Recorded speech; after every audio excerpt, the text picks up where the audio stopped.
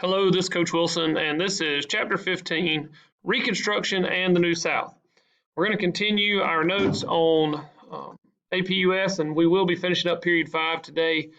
Period 6 will begin with 1865 through 1898, and that will continue through 1617, 1819, and a little bit of 20. 20 is kind of a mix of Period 6 and 7, and 19's got a few things that are really kind of what we would consider Period 7. But we're getting closer and closer to moving into some modern day issues. Once we get into Period 7, we'll be covering World War I, World War II. We got a lot of information to go through here with 15 through basically 19. All right, so this is kind of getting on the other side of the Civil War. Following the Civil War, there were quite a few issues. The South has lost the Civil War. How are we going to readmit these states into the Union? Should we punish their leaders? There's a lot of huge questions on the table. Radical Republicans, as they've come to be known, these were, when we talk about radical, we mean those who were really aggressive towards policy, and that could be abolition, that could be Reconstruction. They just had a lot of aggressive views. But some of the Reconstruction questions, first of all, how should the South be readmitted? Should the leaders of the South be punished? Those are the questions that Radical Republicans are coming back with these answers of, hey, we need to punish them harshly. We need to pass, these pledges. We need to give them, specific statements they have to say in order to be readmitted into the Union. But also they wanted them to abolish slavery completely in these areas. And so right before Abraham Lincoln is assassinated there in 1865, Abraham Lincoln had come up with what they know as the 10% plan. And the 10% plan basically was that 10% of all those in the Confederacy had to swear allegiance to the Union, and then also he had some things in there. But they come back with the Republicans come back with this Wade Davis bill, and the bill was a majority of whites must pledge allegiance, abolish slavery in the state constitution, and disenfranchise Confederate leaders. Essentially, they wanted them to take away all of the things that Confederate leaders had, make sure they could never be in any power ever again. Now, Lincoln's plan, however, was much more favorable than the Radical Republicans. 10% of voters in 1860 had to take an oath of loyalty, and Lincoln hoped to extend suffrage to certain African Americans. So he's really not as concerned about the Confederate leaders. Once he's assassinated in 1865, Andrew Johnson kind of makes his own plan, and he favored an oath of allegiance, but he had the ability to pardon wealthy Confederates if he wanted to. Also favored appointing a governor for each state that would actually, promote the ideals of the Union. By the end of 1865, all seceded states met the requirements of Lincoln's or Andrew Johnson's plans. Unfortunately, not necessarily how it's going to work out. 20% of the adult white male population had died. And we have what your book called the lost cause. Looking fondly at the South as it was pre-Civil War, the leaders were revered, and many whites wanted to preserve this culture and way of life. Unfortunately, that's not going to be the case for. It's not going to be the case for the South. A lot's going to change. Your book talked a good bit about the Freedmen's Bureau, which we'll come back to, I believe, here in just a second. Yep. But I want to read this little section to you. I like to give you guys some of those things. See if I can find it.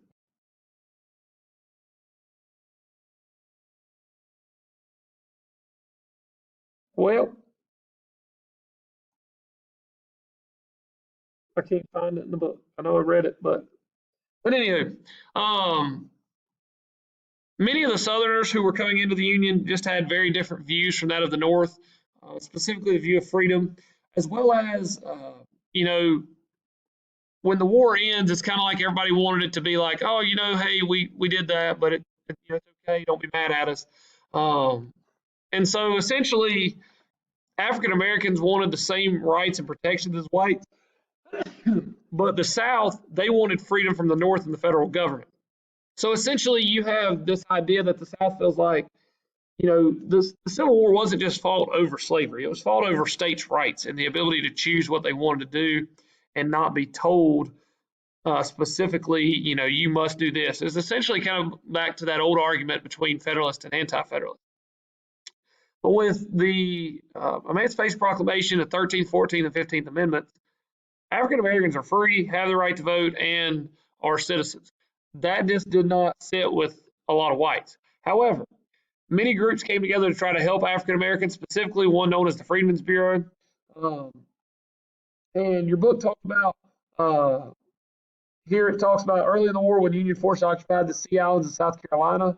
The island's white property owners fled to the mainland and 10,000 former slaves seized control of the vacated land. Later in the war, a delegation of freed slaves approached General William Sherman for outright possession of the land.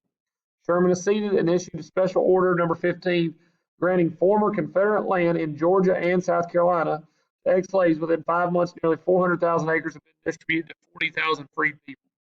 Now, the problem with this is that that land was granted in a enemy country, but when they come back to the Union, it's going to get a little bit testy about whose land is that really, and the slaves or the former slaves are not going to be able to keep it. However, the Freedmen's Bureau was founded in the war's immediate aftermath. The federal government attempted to help ex-slaves, and they established the Freedmen's Bureau. The Freedmen's Bureau provided food, education, assistance to former slaves and poor whites. Its biggest success was in education. It helped many African Americans begin to receive an education, as well as, kind of moving past some of those former issues. Now, one of the things that your book that we're not going to talk about a lot here, and we'll come back to the black codes and all those different things. But your book talked a lot about land redistribution. The Freedmen's Bureau, for a while at least, all supported the redistribution of land, overseeing the allocation of 850,000 acres of confiscated land to former slaves. We already talked about that. A small number of freedmen purchased land outright under the Homestead Act in 1866, but many of these freed African Americans took the 40 acres. And that's important because we'll get back to that here in a little bit. But anywho, so your book did talk a little bit about Abraham Lincoln's assassination. You're more than welcome to read on that a little bit. Definitely would be something to take note of. Coming into the Radicals' Reconstruction Plan, so in 1866, 1867, we're going to start to see the Radicals begin to establish their plan, kind of overriding Andrew Johnson's idea. And essentially, we have to answer this question: why did Congress refuse to recognize Southern governments and begin this radical Reconstruction? Well, first of all, is that the Southerners were trying to institute black codes, which were these harsh laws for African Americans that they could be arrested for being unemployed. Essentially, like laws that make no sense. They could fine them for vagrancy, hire them out to private employers to satisfy the fines, and some codes forbade blacks to own or lease farms or to take any jobs other than as plantation owners, domestic service jobs formerly held by slaves. Essentially, the South tried to hold on to its way of life. Okay, and we talked a little bit about this. We're coming through talking about slavery in general. Alexander Stephens, former VP of the Confederate States of America, became a senator from Georgia.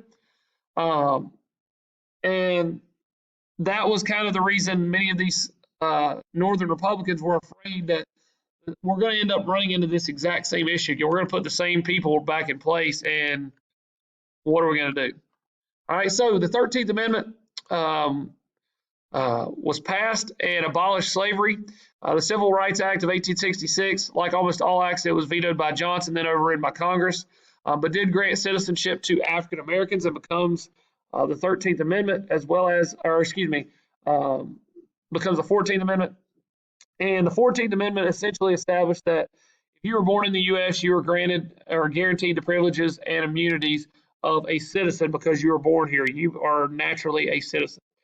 It also reduced representation in Congress if a state denied suffrage to adult males, meaning that you could not prevent them the right to vote, even though that's going to move into the 15th Amendment. and then the former Confederates could not hold office according to the 14th Amendment.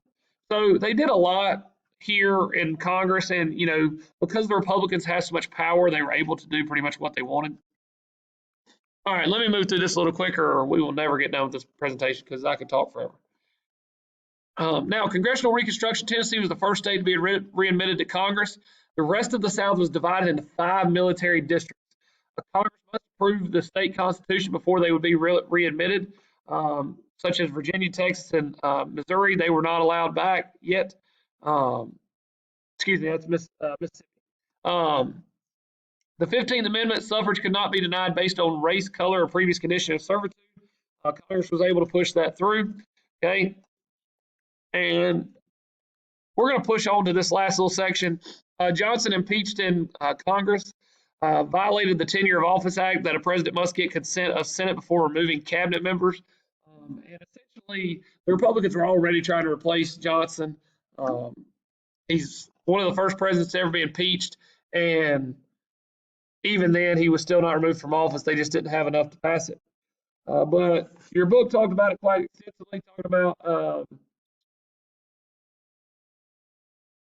the principal purpose of the law to protect cabinet members was to protect the job of Secretary of War Edwin Stanton, who was cooperating with the radicals. The other law, the Command of the Army Act, prohibited the president from issuing military orders through the commanding general of the Army, who could not be relieved or assigned elsewhere without the consent of the Senate. Essentially, you really see during this Reconstruction period that the Republicans really had control of Congress and the government and were pretty much deciding what happened and did not happen in the country. Okay? All right, we're going to move through some of this stuff pretty quick. Okay, African Americans made up a voting majority in South Carolina, Mississippi, Louisiana, Alabama, and Florida. And many of the Republicans benefited from, sorry guys, I had to take a sip of my Powerade. Woo. Many Republicans benefited from this. Some key terms to know: scalawags were Southerners that favored Reconstruction, mostly for economic reasons. If you were poor and you didn't have a lot of opportunity, buying into the Republicans' way of life, you might have a chance to be successful and kind of step up where you were economically. Then you also had carpetbaggers, which were Northerners that were trying to move south during Reconstruction, doctors, lawyers, teachers, etc. And these people were called carpetbaggers for the way that they moved. They moved in such a hasty fashion that they were their bags were made out of crude carpet. Many of the scalawags were former Whigs who had never felt comfortable in the Democratic Party. And like I said, the carpetbaggers were white men from the North, most veterans of the Union Army. The most numerous Republicans in the South were the black freedmen, as we mentioned. Okay, and then these African Americans are going to play a key role in politics. However, during this time, between 1869 and 1901, 20 blacks served in the U.S. House of Representatives. Blacks served too in state legislatures and in various other state offices. And Southern whites complained loudly about Negro rule, but in the South as a whole, the percentage of black office holders was small. So even though there was a lot of complaining from Southerners, it still didn't matter. Okay. Education-wise, a huge accomplishment during Reconstruction by the Freedmen's Bureau. By mid-1870s, 50% of white children, 40% of black children went to school. It's important to know that even prior to the Civil War, education was just different. Kids learned from the home or they worked on the farm. Your book talked a lot about education during this time. The most important accomplishment of Reconstruction governments was a dramatic increase in Southern education. The Freedmen's Bureau, Northern private philanthropic organizations, many Northern white women who traveled to the South taught in freedmen schools, and from this kind of point on, your book talks about the opposition of many Southern whites who feared that education would give blacks false notion of equality. Those reformers established a large network of schools for former slaves, 4,000 schools by 1870, staffed by 9,000 teachers. Teaching 200,000 students in the 1870s, Reconstruction governments began to build a comprehensive school system. Okay, so it's just important to note that we see a huge chunk of schools being built. However, the South's going to continue to try to segregate. We're going to start to see the move from racism and slavery to racism and segregation. Okay. Now, I always love talking about this little section because it's called the 40 acres and a mule plan, is what they called Sherman's plan when he gave all of that land to African Americans, if you remember a few slides ago in Georgia and South Carolina. But more specifically, if you ever, there's a Kanye West song, and I always forget what it is. I think it's When It All Falls Down. He says, we still trying to buy back our 40 acres. Okay. And the reason they're trying to, that he says that, the reason that people are trying to do that is, um, some African Americans did gain land, but it never really happened. This idea that they were going to give them 40 acres. Many African Americans never got on the land, and many Southerners managed to get their land back. And so essentially, you have African Americans left with nothing. Okay. Your book called it After the War: Persistent Black Poverty. Um, uh, the black share of profits was increasing. The total profits of Southern agriculture was declining. Nor did the income redistribution in post-war years lift many blacks out of poverty. Black per capita income rose from about one quarter of white per capita income to about one half in the few years after the war. After this initial increase, though, it hardly ever rose. So essentially, African Americans began to increase a little bit, but the reality of it is it's not worth, anything significant. Now, some ways that things change during this time. Sharecropping becomes a big deal, and sharecropping is not necessarily something that has any racial charge to it, but it was just the idea that you rent land and you pay back your renting of the land via your crops. If a drought or a poor farming time hit, tenants would be in trouble. And essentially, you had this crop lien, which was the receiving of credit from a local store, usually at a high rate, which usually led to debt for borrowers. So, these local stores were loaning out tools and things that you could use. The problem was you had a hard time paying it back. And this is really where crop liens and debt ponage is really where they hit African Americans, because many of these African Americans were already poor and they were already in debt trying to rent the land and pay via the crops. Then they have to rent all the equipment, and the equipment leads to them basically being stuck in a circle of just debt. All right, your book talked about the crop lien system quite a bit as well. Um, since farmers do not have the same steady cash flow as other workers, customers usually had to rely on credit from merchants. Most local stores had no competition and thus set high interest rates. Farmers had to give the merchants a lien or claim on their crops as collateral for the loan. Farmers who suffered a few bad years in a row, as many did, could become trapped in a cycle of debt from which they could never escape.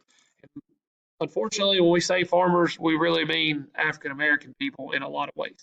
But if it affected whites as well, and all groups of people that were living there, because you got to understand, everybody in the South who is white is not wealthy and a plantation owner.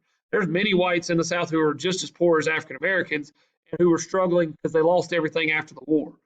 So, it's just something you need to understand of how, merchants took advantage of the situation.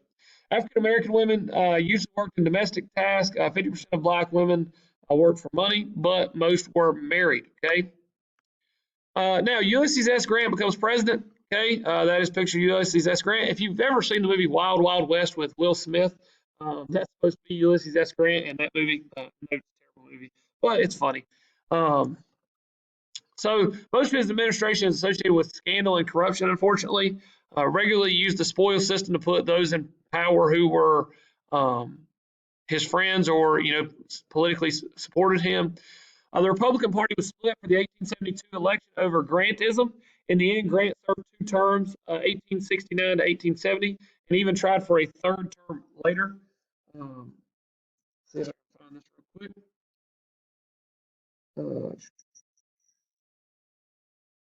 quick. Just to talk about the Grant scandals for a little bit. During the 1872 campaign, the first of a series of political scandals came to light that would plague Grant and the Republicans for the next 4 years. It involved the French-owned Credit Mobilier construction company, which had helped build the Union Pacific Railroad. The heads of Credit had used their positions at Union Pacific stockholders to steer large, fraudulent contracts to their construction company, thus bilking the Union Pacific of millions. To prevent investigations, the directors had given Credit stock to key members of Congress. But in 1872, Congress conducted an investigation which revealed that some highly placed Republicans, including Grant's vice president, had accepted stock. So essentially, members of Congress were accepting bribes to overlook the fact that they were creating bogus contracts to make money and essentially being paid off. One dreary episode followed another. In Grant's second term, Benjamin Bristow, Grant's third Treasury Secretary, discovered that some of his officials and a group of distillers operating a whiskey ring were cheating the government.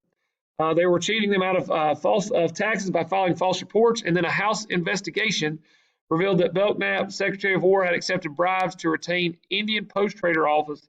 Uh, retain an Indian Post Trader in office. Other lesser scandals also add to the growing impression that Grantism had brought rampant corruption to the government. Okay, so there's your Grantism. Okay, is all this corruption that's going on during this time. Okay, now following all of this corruption, in 1873 we see the Panic of 1873. It's one of the worst depressions of the century to that point. They began by overinvesting in the railroads. Debtors favored printing paper money, increasing the money supply, which led to inflation, which would lead to easier to pay off debt. The problem here is that there was no real good answer to the panic. And then I want to talk about that as well from your text. The financial crisis began with the failure of a leading investment banking firm, J. Cook and Company, which invested too heavily in post-war railroad building. And one of the things you're going to see is the overproduction of railroads between this time period, really 1860s to the 1880s. You'll see overproduction of the railroads, and then you're going to see when Carnegie steps in with steel, it'll change again. Debtors now pressured the government to redeem federal war bonds and with greenbacks, which would increase the amount of money in circulation. But Grant and most Republicans wanted a sound currency based solidly on gold reserves. Okay, so that's specie. We've talked about specie, circular, or gold and silver. Okay, basing solidly on gold reserves, which would favor the interest of banks and other creditors. There was approximately 356 million in paper money issued during the Civil War, and that was still in circulation. In 1873, the Treasury issued more in response to the panic. But in 1875, Republican leaders in Congress passed the Specie Resumption Act, which provided that greenback dollars would be redeemed by the government and replaced with certificates firmly pegged to the price of gold. The law satisfied creditors who had worried that debts would be repaid in paper currency of uncertain values, but resumption made things more difficult for debtors because the gold-based money supply could not easily expand. Okay. All right. One other thing that's important to note is that, and I don't know that your book got into it. I'd have to look back through it. I don't believe it did. Many people got word of what they were doing with these eliminating some of the greenbacks and these new certificates. Many tried to take advantage of it and get extra gold because they would essentially give you more gold for replacing your certificate. Just something just to be noteworthy of. But essentially, Congress eliminated greenbacks and issued this specific note from Washington that at least put a specific dollar amount on, that our dollar was based on gold. And I don't want to call it a dollar, but our money was based on gold, which gave it some sort of hard currency to be backed by. That also, so you understand, that stabilizes and gives a specific like backing, like what it's backed by. Like, for example, our dollar today is backed by nothing more than faith. Like the paper in your wallet, if people lose faith in the dollar, our economy would collapse in an instant. It's not probably going to, but it could. All right. Now we're going to talk about Seward's folly. Okay. William H. Seward, during the Johnson and Grant administration, achieved their great success in foreign affairs as a result of the work not of the presidents themselves, but their secretaries of state, William Seward and Hamilton Fish. Seward acted with as much daring as demands of Reconstruction politics and the Republican hatred of President Johnson would permit. He accepted a Russian offer to buy Alaska for $7.2 million, despite criticism from many who derided the purchase of Seward's folly, quote unquote. In 1867, Seward also engineered the American annexation of the tiny Midway Islands west of Hawaii. Hamilton Fish's first major challenge was resolving the long-standing controversy over American claims that Britain had violated neutrality policies during the Civil War by permitting English shipyards to build ships for the Confederacy. Uh, American demands that demand that England pay for the damage these vessels had caused, because became known as the Alabama Claims. And in 1871, after a number of failed efforts, Fish forwarded an agreement, the Treaty of Washington, which provided for international arbitration. Okay, so just a little bit there, kind of what's going on. Now we're going to move back towards Reconstruction. So we talked a little bit about what's going on in the period. Now we're coming back to Reconstruction. We're almost done, I promise. 1877, Democrats redeemed 7 states in the South. Essentially, they came out of Reconstruction.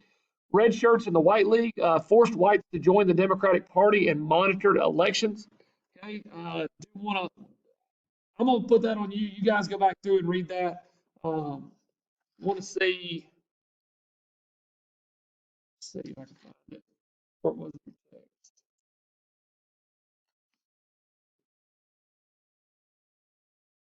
All right, we're not going to worry about it. I want to move on because I want to get this lecture over with, because many of you probably already quit. You do see the formula of the KKK during this time. It started off in Tennessee as kind of just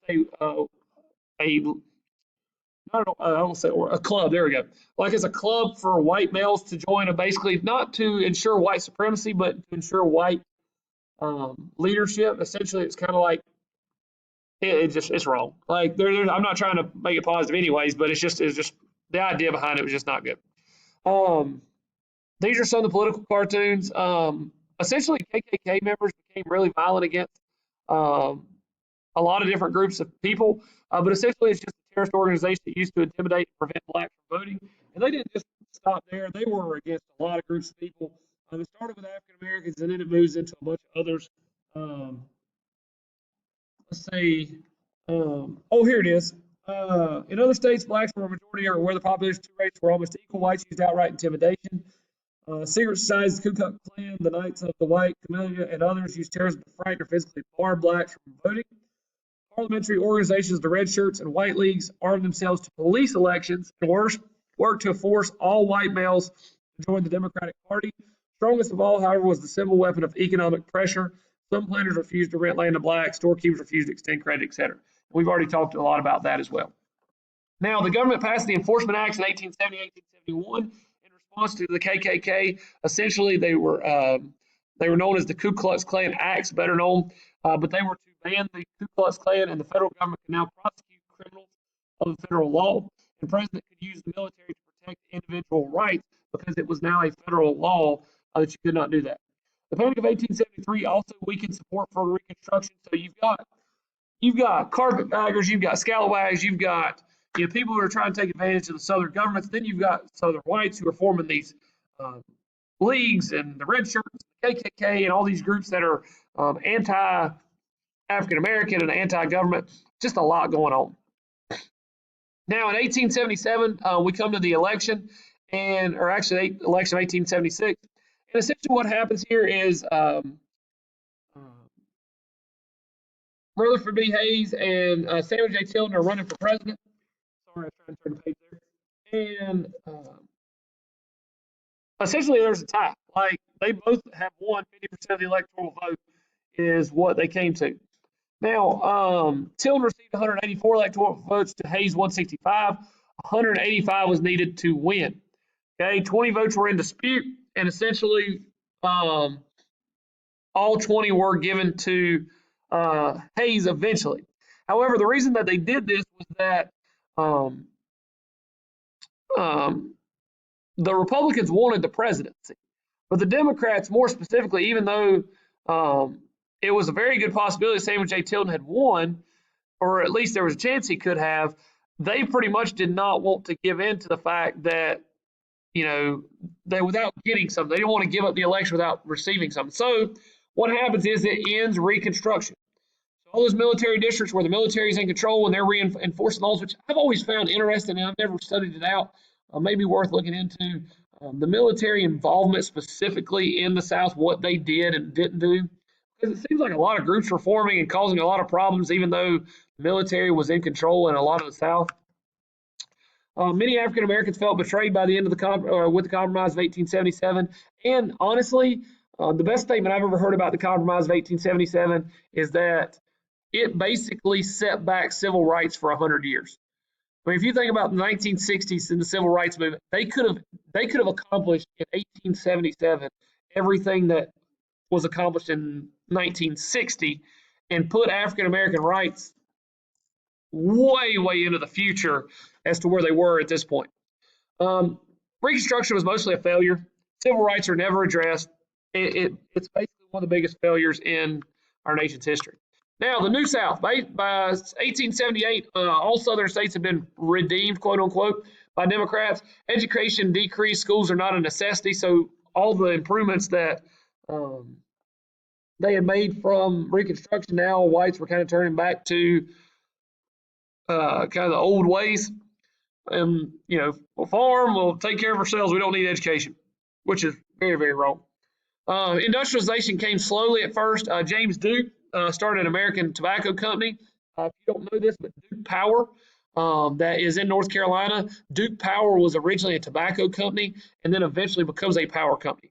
But they got their start in tobacco, and it is one of the biggest companies ever formed during this time. Railroads increased drastically in the 1880s. They used the same gauge as the North. It becomes a standard gauge. Many factories refused to hire African Americans in the South, and those that did paid little and provided the worst jobs. We do see black colleges increasing during this time, and African American education is going to grow. We'll see the Tuskegee Institute and a few others start to develop during this time. Let's see. Trying to make sure I don't miss anything in your text.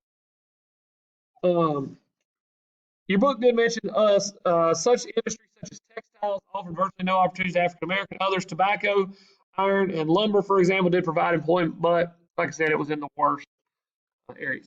Booker T. Washington, a former slave, helped to form the Tuskegee Institute, advocated that blacks to gain an education, a vocational training, and learn skills today, plumbing, auto repair, etc. He believed that African Americans should adopt the standards of the white middle class. Okay, and you're going to see a huge difference between Booker T. Washington and I can't think of his name. I bet I don't have it up here. Nope. I'll get to it here in a second. Let's see.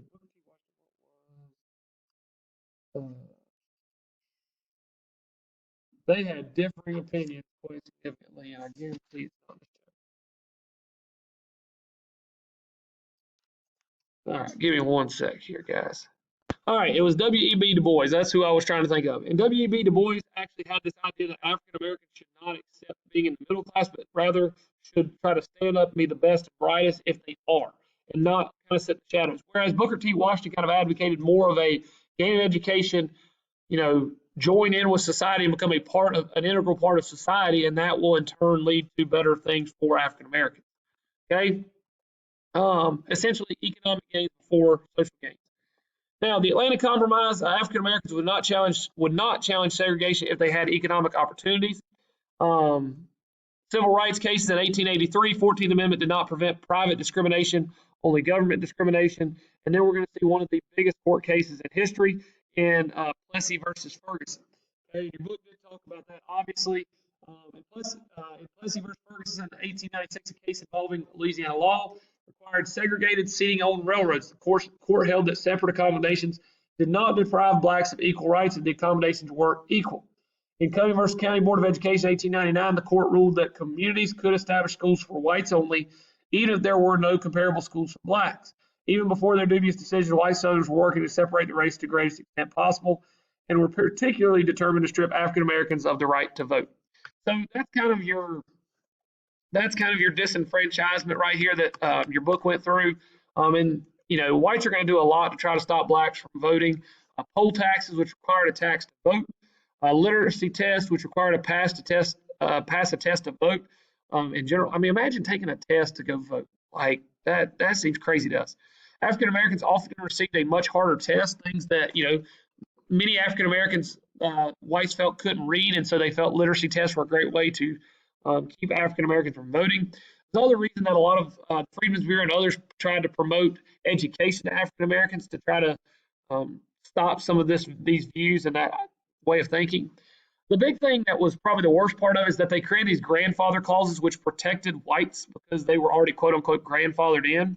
So essentially, you were not required to take a poll tax and literacy test if your ancestors could vote in the election of 1860. Well, blacks couldn't vote in 1860, therefore they had no ancestors that could vote. Jim Crow laws start to form, which was legal segregation in the South, which is upheld by Plessy versus Ferguson. Okay, and then you're also going to see lynchings increase drastically in the 1890s. Um, and Ida B. Wells is someone that you need to become very familiar with. Ida B. Wells wrote a lot of great information during the 1890s. In 1892, a committed black journalist published a series of impassioned articles after the lynching of three of her hometown friends in Memphis. Her articles launched what became an international anti-lynching movement, and the movement gradually attracted substantial support from whites in both the North and South. Its goal was federal anti-lynching law, which would allow the national government to do what state and local governments in the South were unwilling to do, punish those responsible for lynchings.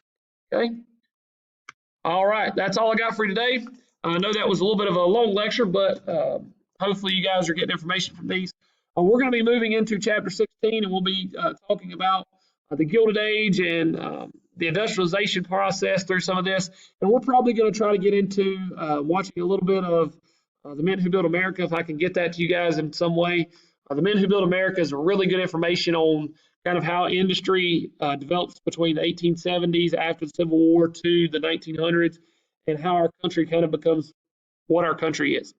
So that's all I've got for you today. If you have any questions, please let me know. If not, I'll talk to you soon.